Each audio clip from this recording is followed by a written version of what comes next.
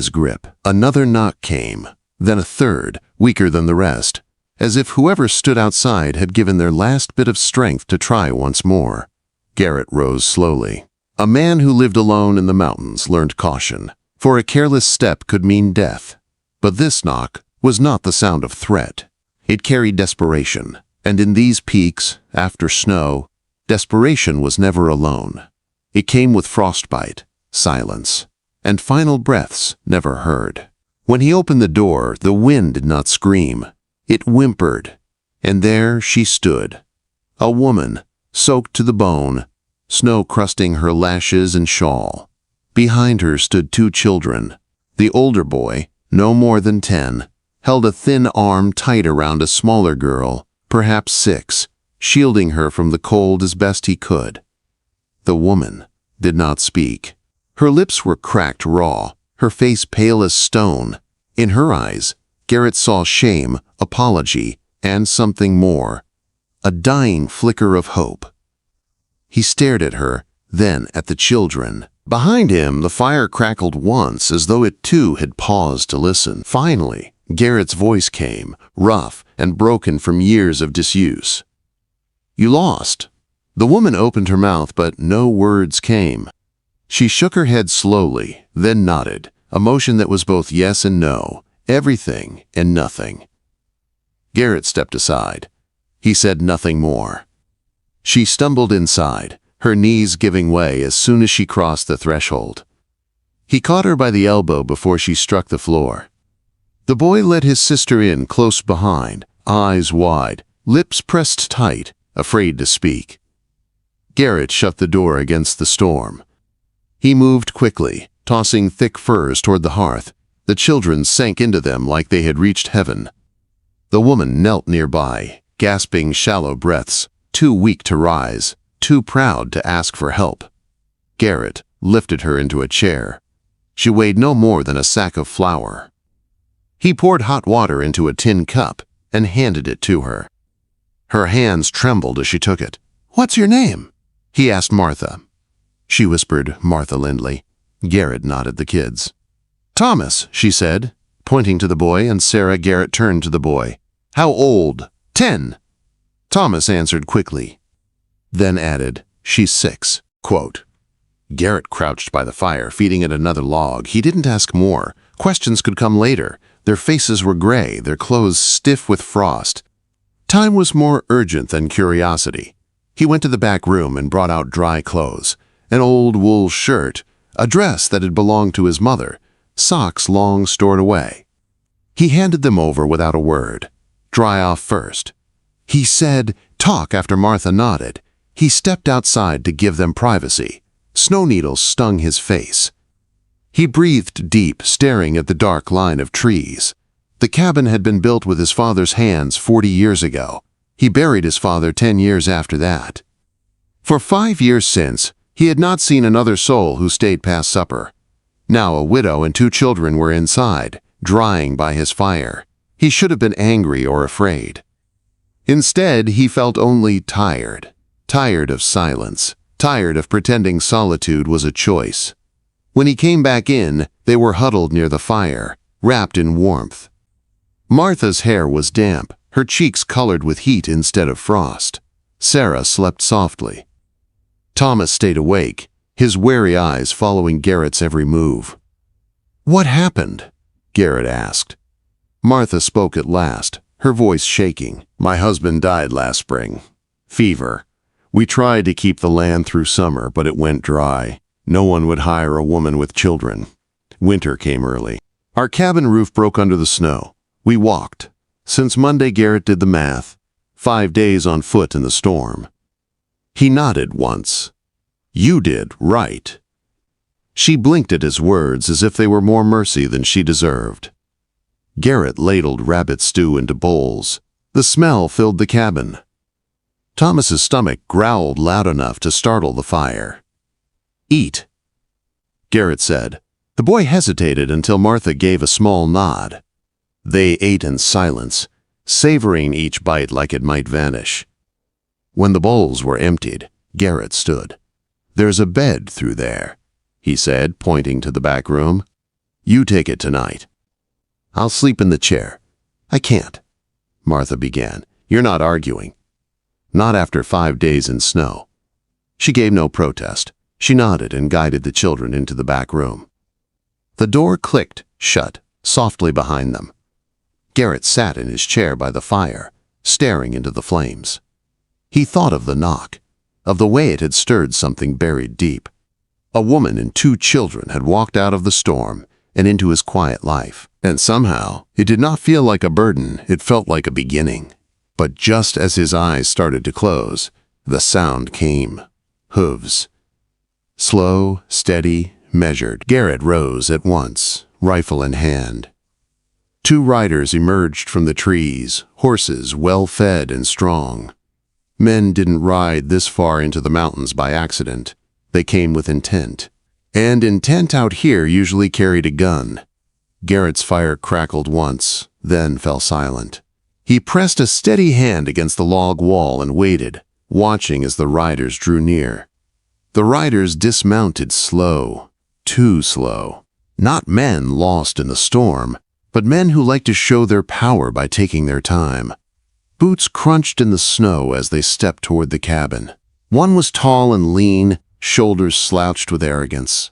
The other was broad and heavy, carrying himself like a man who believed nothing in the world could touch him. Garrett stayed in the shadows, rifle resting across his chest. He had learned long ago that silence was sharper than words.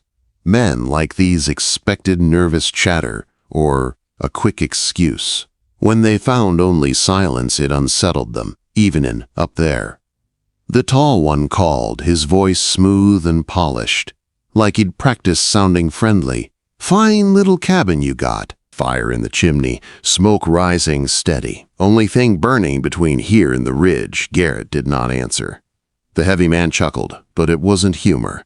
"Reckon he's home. Smoke don't rise itself." The tall one stepped closer, voice raised. "We ain't trouble, friend. Just cold men looking for warmth." Garrett finally spoke. His voice gravel dragged across stone fire's mine. "Trail's wide enough for you to make your own." The false politeness slipped from the tall man's face. His jaw tightened, though his smile stayed. "We ain't passing through," he said. "We're looking for someone. Maybe you've seen her. A woman, couple kids. Might have lost their way." Garrett's chest tightened. He did not have to ask who. He thought of Martha's cracked lips, her tired eyes filled with guilt. He had suspected she was running from more than hunger. Now he knew. He leaned against the door frame, rifle still across his chest. "Ain't seen a soul in weeks." The tall man studied him, eyes narrowing. "That's so." The 2 men exchanged glances. The heavy one spat into the snow. "Lion, most likely." "Smoke that steady don't feed just one belly." Garrett's silence was answer enough. Finally, the tall man raised his hands as if to show peace. "No harm tonight, friend, but we'll be back. Ain't many places to hide in these mountains. Not when folks are looking for what belongs to them." They mounted their horses and rode back into the trees. The sound of hooves faded into the night, swallowed by the storm. Garrett stayed at the window long after, rifle in hand, waiting until the silence was real again. Then he turned toward the back room. Martha was sitting upright on the bed, arms tight around her children. She didn't need to ask. Her eyes already carried the question. "They're gone," Garrett said. His voice was low, steady. For now, her shoulders sagged with relief, but her face showed fear. She knew as well as he did they would return. That night, Garrett did not sleep. He sat in his chair, rifle across his knees, watching the fire burn low. The knock that had brought a widow and 2 children to his door was no accident. It was the start of something bigger, something dangerous. At dawn, Garrett set to work. He checked the traps around the cabin, tightened the door latches, and cut extra wood. By mid-morning, Thomas joined him, bundled in clothes far too big, eager to help. Garrett put a small hatchet in the boy's hand and showed him how to split kindling. The boy listened closely, working in silence, sweat beading on his brow. Inside, Martha moved with quiet purpose. She cleaned the cabin, patched a tear in the curtains, and scrubbed the stew pot. Sarah found the wooden carvings Garrett had whittled long ago. A bear, a fox, a horse, and sat tracing their shapes with tiny fingers. By evening, the cabin felt different. Not empty, not lonely. Alive. When supper was finished, Garrett brought 2 revolvers from an old chest. He checked the cylinders, loaded them, and placed one on the table. Martha froze when she saw the weapons. "They'll come with more next time," Garrett said simply. She nodded. No argument, no fear in her eyes, only acceptance. Later, as the fire died low, Martha looked across the room at him. "Why do you live out here alone?" she asked. Garrett stirred the embers with the poker. "Because everything I ever loved got taken down there," he answered. She said nothing, just nodded, as though she understood too well. That night, as the children slept and the cabin quieted, Martha asked again, her voice soft in the shadows. "Do you think God sees us out here? Do you think he cares about people like us?" Garrett thought on it a long while. "I think he sees the ones who cry when no one else hears," he said finally. "And I think he saw you." Martha blinked hard, then gave a small smile. The silence that followed was not empty. It was full. But before the fire could fade, the dogs outside barked. Not once, but steady, fierce. Garrett was on his feet in an instant. From the window he saw lanterns swaying in the trees. 5, maybe 6, moving slow and deliberate. "They're back," Garrett whispered. This time they weren't here to talk. The lanterns swayed in the dark like hungry eyes. Boots crunched on the snow outside the cabin. Garrett lowered the fire to dim the glow, grabbed both rifles, and tossed one to Martha. "Down to the cellar," he whispered. Thomas and Sarah were already awake, their wide eyes searching his face for answers. Garrett crouched to Thomas's level. "Take your sister. Remember the trap door. Stay quiet till I call." The boy nodded, jaw tight with fear but steady. He led Sarah down, Martha following last. She paused at the cellar door and pressed Garrett's hand. "You'll let me know." "I will," he promised. The trap shut, hidden under the rug. Garrett laid a fur across it, then moved to the window. Shadows shifted among the trees, circling. These men weren't rushing, they were planning. The knock came, heavy and bold, 3 solid strikes. "Friend." A voice called, too smooth, too loud. "We know you've got something inside that don't belong to you." A woman. 2 brats. "You send 'em out. We leave peaceful. No harm." Garrett cracked the door, rifle ready. "You're not taking anyone." The man smirked through the shadows. "She didn't tell you, did she? Her man owed us. Made a deal before he died. That girl's the payment. Not even her blood." "Just what's fair." Garrett's stomach turned hot with fury.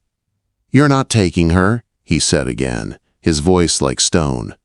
The man sighed, gave a whistle. Gunfire split the night. Bullets cracked into the doorframe. Garrett dropped low, fired once through the gap. A scream followed. A lantern shattered, plunging half the yard into darkness. Chaos broke loose. Men shouted, horses reared. Garrett slammed the door and ducked behind the table as glass shattered from the windows. He fired again, heard another man fall. The cabin filled with smoke and splinters. They weren't expecting a fight. They thought him a hermit, too tired to stand. They were wrong. Boots thudded on the porch. One man smashed through the window, climbing inside. Garrett swung his rifle and shot him in the shoulder. He tumbled back into the snow. Another crept around the side with a blade. But Garrett caught the glint through a crack in the logs and fired. The man dropped without a sound. Then everything went still. Too still, Garrett Boon. A deeper voice called from the trees. Garrett froze. That name hadn't been spoken in years. "Who's asking?" he shouted back. A figure stepped forward, gray-bearded, broad-shouldered, rifle lowered. Name's Malcolm Carney. "I rode with your pa before the war." Garrett narrowed his eyes. "You're leading these men." "I'm controlling them," Malcolm said barely. "Didn't sign up to take children from women. But You shot 3 of mine. Can't walk away without a choice. Garrett's rifle stayed steady. My choice is they stay here. Malcolm studied him for a long moment. Then he nodded. You give me your word she don't run, I won't come back. But if she does, worse men will follow. Men who don't care about women or brats. She's not running anymore, Garrett said flatly. Malcolm's eyes softened, just slightly. You're your father's son, all right. He turned to his men. Mount up. We're leaving. There was grumbling, but they obeyed. Soon the lanterns vanished into the pines, swallowed by snow and silence. Garrett lowered his rifle at last. His arms trembled from the weight, but his voice stayed steady. He opened the cellar and helped Martha and the children climb out. Sarah clung to her mother. Thomas stepped forward and threw his arms around Garrett's waist. Garrett froze, startled by the boy's trust. Slowly, he placed a hand on the child's back. Martha's eyes glistened. You didn't have to, she whispered. You knocked.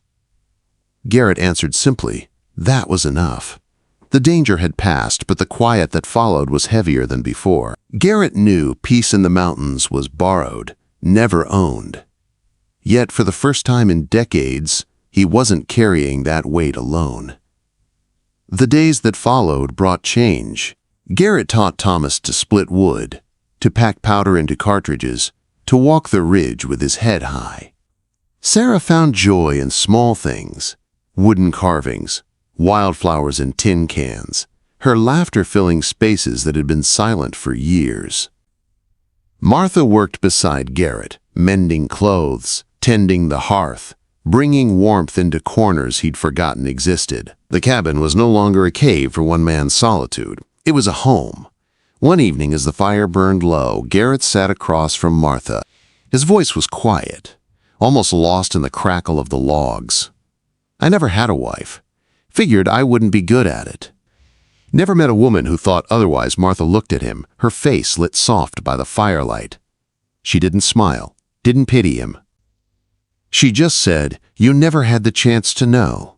Until now, Garrett met her eyes. For the first time in many winters, the silence around him did not feel empty. It felt full. And in that fullness, the lonely mountain man understood something he had long forgotten. He was no longer alone.